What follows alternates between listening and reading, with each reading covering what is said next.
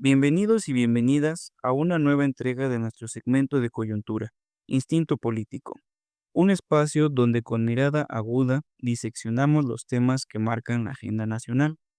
Yo soy Axa García y fungiré como moderador en esta cápsula. Hoy, 17 de enero de 2026, abordamos una iniciativa que ha encendido un intenso debate entre seguridad, derechos y la vigilancia estatal. La propuesta de registro obligatorio de celulares en México.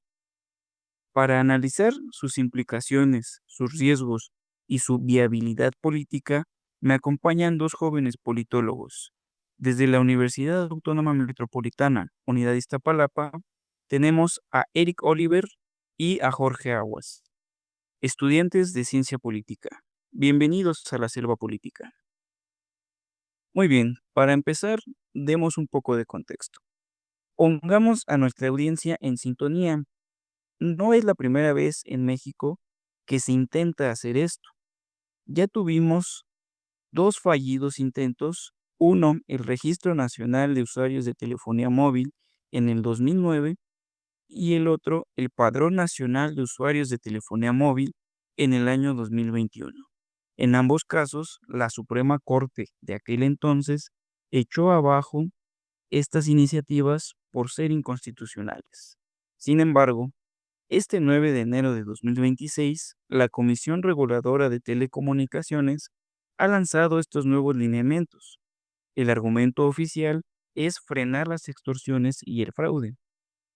El plazo que tenemos es hasta el 30 de junio del año en curso para registrar nuestras líneas telefónicas con una identificación oficial y una prueba de vida digital, en este caso, un video de nuestro rostro. O de lo contrario, nos quedaremos sin servicio. Pero, como politólogos, sabemos que detrás de la eficiencia técnica siempre hay una intención de poder. Hablemos de Estado y seguridad. Les pregunto, queridos colegas, ¿cómo analizan desde la ciencia política el surgimiento y o resurgimiento cíclico de esta iniciativa? Más allá del discurso de seguridad, ¿qué intereses, actores políticos o dinámicas de poder pueden estar detrás de esta promoción de una medida de esta naturaleza? Empiezo contigo, querido Jorge. Muchas gracias, Saxa. Bueno, desde la ciencia política yo creo que el registro obligatorio de celulares reaparece en contextos de crisis de seguridad, cuando los gobiernos enfrentan altos costos políticos por violencia, criminalidad o percepción de ingobernabilidad. Yo siento que es una política que funciona como una señal de acción, de control, pero también de mano firme, aunque su eficacia empírica sea discutible. Bueno, más allá del discurso de seguridad, hay al menos tres dinámicas de poder detrás. Primero, una lógica de expansión del Estado administrativo y de la vigilancia, donde se amplían las capacidades de control sin necesariamente fortalecer los mecanismos de rendición de cuentas, ya sea registrar las líneas telefónicas, que permite centralizar información estratégica para ampliar la trazabilidad de la población, algo muy atractivo para los aparatos de seguridad. En segundo, hay una dinámica político-electoral. Estas iniciativas permiten a los gobiernos mostrarse activos frente al delito sin confrontar problemas estructurales más costosos políticamente, como la corrupción institucional, por ejemplo, la colusión con el crimen o la reforma profunda de las policías. Es una política de bajo costo discursivo y un alto impacto simbólico. Y tercero, yo creo que hay una reconfiguración de actores, tanto de ministerios de seguridad, fiscalías, fuerzas armadas y en menor medida empresas de telecomunicaciones que se ven involucradas en esta gestión de datos. Esto genera incentivos burocráticos claros para empujar la medida. Yo creo que, en resumen, el resurgimiento de esta propuesta refleja una tensión clásica entre la seguridad y los derechos, pero también una incapacidad histórica del Estado para resolver esta violencia por vías institucionales profundas. El registro de los celulares, entonces, aparece como una solución técnicamente simple a un problema políticamente complejo. Es cuanto, AXA. Muy bien, muchas gracias, Jorge. Pasamos contigo, querido Eric. ¿Nos gustas dar tu opinión, por favor? Sí, claro, con mucho gusto. Mira, bien lo menciona Jorge, creo que hace muy bien al mencionar todo este tipo de actores y los principales contras, ¿no? Que están mostrando. Creo que encaminado a ello, pues ves gente que tenemos un gran problema y mirándolo desde la ciencia política, tenemos bastante complejo este aparato, este nivel que estamos enfrentando. Vaya, porque principalmente estamos teniendo en cuenta que varios actores, ¿no? Tanto el gobierno, la misma sociedad, así como, las mismas instituciones e inclusive las empresas. Entonces, creo que se está basando mucho en gobierno y también tenemos que estarnos dando cuenta de que, como bien lo mencionabas anteriormente, el gobierno ha tenido este tipo de fallos y creo que sí, lo bien lo menciona Jorge, estamos ante una crisis de seguridad y justamente en este momento está surgiendo nuevamente esto, como lo fue en 2009. Entonces, creo que sí es una, a lo mejor, estrategia un poco desesperada que nos está, hasta cierto punto, marcando un antes y un después, pero que también nos está poniendo en tela de juicio realmente si estamos o debemos de hacerlo o no debemos de hacerlo. Creo que como actividad se muestra, o como ellos bien lo muestran, lo hacen ver bien, pero, vaya, conociendo un poco, los antecedentes, nos puede poner un poco complicado a la hora de querer realizar algún tipo de actividades, como sobre todo el registro. Creo que los actores formarán parte, una parte muy importante en todo este tema, si fracasa o no fracasa este tipo de registro, ya que estamos o vamos a estar depositando nuestros datos en ellos y claro, está poniendo en juego nuestra privacidad, incluso nuestra propia seguridad. Una seguridad que no debería de depender de un registro de telefonía, sino del al mismo Estado, que el cual nos debe de propiciar, pero también de las instituciones en las cuales estamos perdiendo la misma confianza. Es cuanto, compañero. Ok, muy bien, muchas gracias. Pasemos a hablar de privacidad y derechos humanos. El corazón de la crítica es el derecho a la privacidad y la protección de datos personales. En un país como el nuestro, con antecedentes de filtración de datos y con un historial de vigilancia política, ¿realmente tiene la capacidad para manejar una base de datos con información tan sensible? ¿No se corre el riesgo de afectar a los sectores más vulnerables de la población que usan líneas sin algún tipo de registro? En esta ocasión empiezo contigo, Eric, por favor. Sí, claro, mira, creo que desde que estamos poniendo acá este punto de, tenemos antecedentes donde, pues vaya, ha sido fallido, ¿no? El caso del 2009, 2021, y con muchos otros tipos de instituciones en donde los datos se han filtrado. Afortunadamente, creo que hoy día no estamos como hace unos años, como en 2009. Creo que podemos tener tecnología muchísimo más avanzada para la protección de estos mismos datos. Creo yo que las empresas también cuentan con ese tipo de tecnología y esperemos que también las mismas instituciones estén trabajando en propiciar una infraestructura, la cual, o no, bueno, nos genere la confianza a nosotros como ciudadanos de poder otorgar los datos. Creo que siempre va a existir esta desconfianza tanto a las instituciones, a las empresas, al mismo Estado, no importa el año, el país, creo que siempre se ha visto envuelto en esta desconfianza. Entonces, me gustaría pensar que sí, que podríamos confiar, pero creo que hoy día no tenemos la capacidad para manejar una base de datos tan compleja como lo es esto. Ahora, creo que también cuando se habla del tema de las personas que pueden ser afectadas, claro que sí, creo que siempre, en todo momento se ha visto como que estas personas que son más vulnerables, sobre todo aquellas personas con menos recursos económicos, siempre se han visto vulnerables y vulnerados, tanto en sus derechos como en las mismas oportunidades que se tiene. Entonces, este tipo de registro puede, claro, que causar problemas en la vulnerabilidad de sus derechos, no solamente después del registro, sino desde antes. Entonces, creo que sí se está pasando por alto y este tipo de situaciones en donde hay personas que ni siquiera tienen el acceso inclusive a Internet, entonces a lo mejor ni siquiera están enteradas. Entonces, creo que sí podría ser un buen momento para ponerle hincapié a ese tipo de sociedades en donde se ven vulneradas y vaya, como que voltearlas a ver y poderle decir, mira, acá hay un problema, vamos a trabajarlo y esperemos que también conforme vaya avanzando este tipo de registro, también se pueda estar trabajando con las mismas personas y resolviendo también sus necesidades. Es todo, compañeros. Muy bien, muchas gracias. Jorge, ¿te gustaría complementar, por favor? Sí, ya lo había dicho el compañero Eric. Yo creo que la confianza en el Estado mexicano es un ejercicio también de escepticismo justificado por la ciudadanía. Y bueno, como politólogos, yo creo que la ciencia política nos enseña en que la calidad institucional se mide por la capacidad de rendir cuentas, con antecedentes como el uso del software Pegasus, que se utilizaba para espiar a periodistas y activistas. El Estado no ha demostrado tener los contrapesos suficientes, ¿no?, para garantizar que esta base de datos no se use con fines de persecución política. Además, yo creo que existe un altísimo grado de discriminación y exclusión.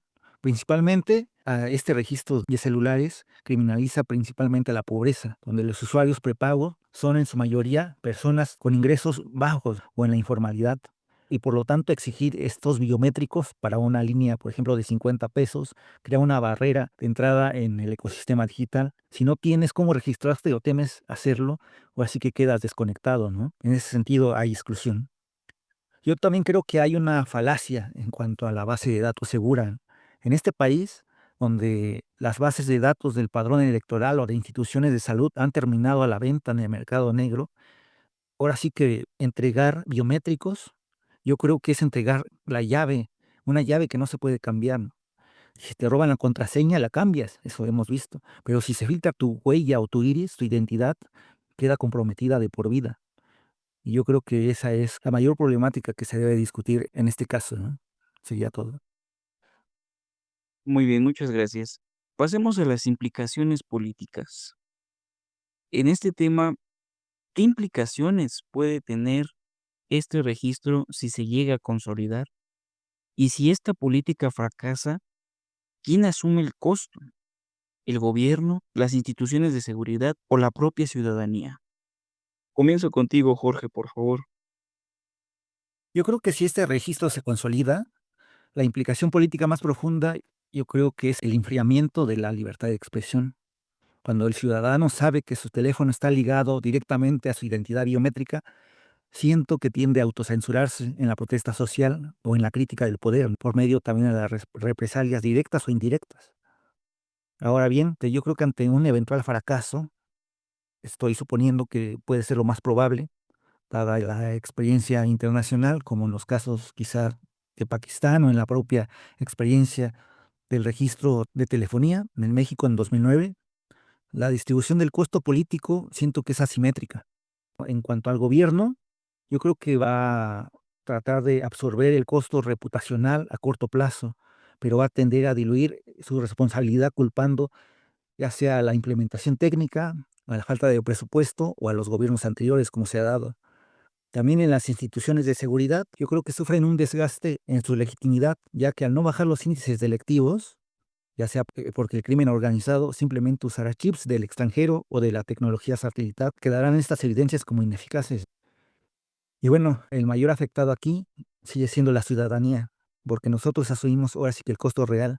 El fracaso, que no significa que los datos se borren, significa que millones de datos sensibles quedan pululando o volando en las burocracias ineficientes, vulnerables a ciberataques. Este costo no nada más es la pérdida del anonimato, sino el aumento de la vulnerabilidad ante el robo de la identidad.